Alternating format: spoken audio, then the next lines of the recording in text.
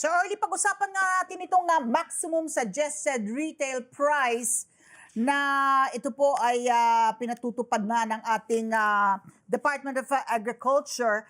Nagsimula sa 58 pesos per kilo noong January 20, naging 55 noong February 5, 52 pesos noong February 15, binaba sa 49 noong March 1, at eto tayo ngayon at 45 pesos per kilo. Yung mga retailers po ng bigas, particular tong imported na bigas, balita nga po natin dun sa pag-iinspeksyon, pag-iikot po sa mga pamilihan ng mga tauhan po ng Department of Agriculture, Department of Trade and Industry, ay mukha po daw, marami po ang hindi nakakaagapay dun sa mga ating nagtitinda ng imported na bigas. Ang kaninang binalita namin, kasi nga mas nabili nila ng mas mahal pa, hindi pa ubos yung inventaryo nilang luma, kaya hindi nila maibaba. Ano po ang saloobin nyo nung ganun po, na pababa po yung peg na retail price po ng imported na bigas, MSRP? Yes, actually nararamdaman naman natin at gusto ng ating gobyerno, pangunahin ng ating DA Secretary, na matulungan yung mga consumers natin sa galing sa matataas na presyo ng mga nakaraang mga buwan pababa. Yun lang, naririnig natin sa mga kasamahan natin, yung bilis ng turnover ng pagbaba ng presyo. Majority ng mga kasamahan natin ay hindi nakakasunod sa mga bawat market. Kasi nga, yun nga po, may mga inventaryo sila sa luma at may mga bago na dumating naman sa mga bagong presyo. Subalit hindi pa po talaga lubusan na nakakaubo sila. So sinasabi na naman po namin na at least mag-averaging para makasabay tayo doon sa presyo. Pero syempre kung 15 days lang yan, medyo hirap talaga yung mga kasamahan natin. Lalo na ngayon at 45 pesos, ang bilis eh.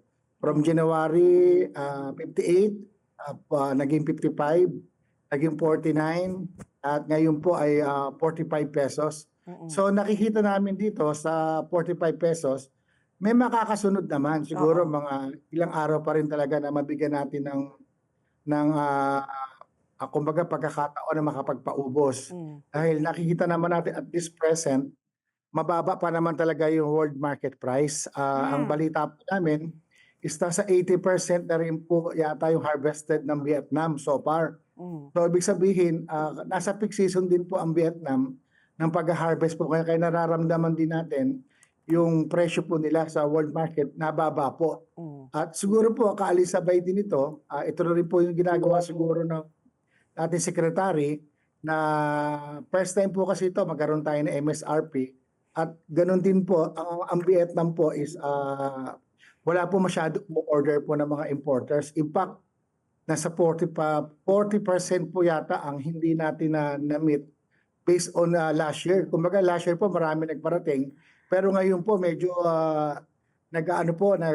kumbaga sa nagwe-wait and see, dahil kung presyo po talaga ipababa, baka bumaba ng todo. Pero sa ngayon, nakaka 80% na po, kaya naman yung presyo sa 45. Ang hindi lang natin po dito makita, baka after po nitong harvest, papunta na po tayo ng lean months, baka umangat naman po ang presyo. So hindi po natin siya masabi sa ngayon pa, pero doon po siya pwedeng pumunta pag natatapos po yung harvest.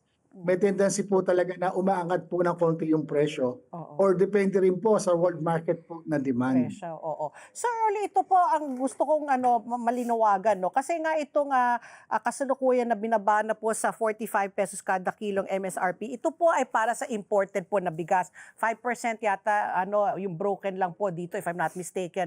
Pero pag local po, ano ho ba ang galawan po ng presyo? Tama ho ba itong 33 hanggang 45 kada kilo? So mas mura pa rin po ang local na bigas.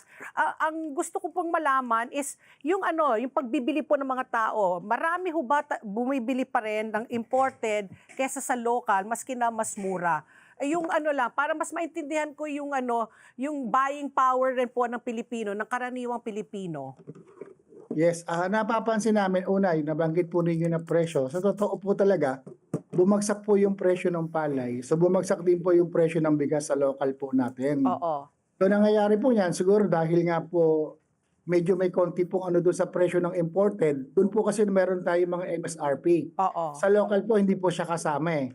So kaya lang, syempre, alam niyo naman, pag nasa market yan, yung hatakan, kung mababa yung presyo sa imported, may tendency na, bakit ako bibili ng, halimbawa po, ng mas mahal na local, mababa naman ng imported. Oo. Subalit ngayon po, nung nag-harvest po tayo, bumagsak po yung presyo ng palay. Okay. So nakita namin, sumasabay na po yung presyo ng local po natin sa imported or minsan, meron ba pong mas mababa po ng konti. So ngayon po yan, dahil po sa peak season din po tayo ng harvest ngayon eh. Itong March po natin hanggang April.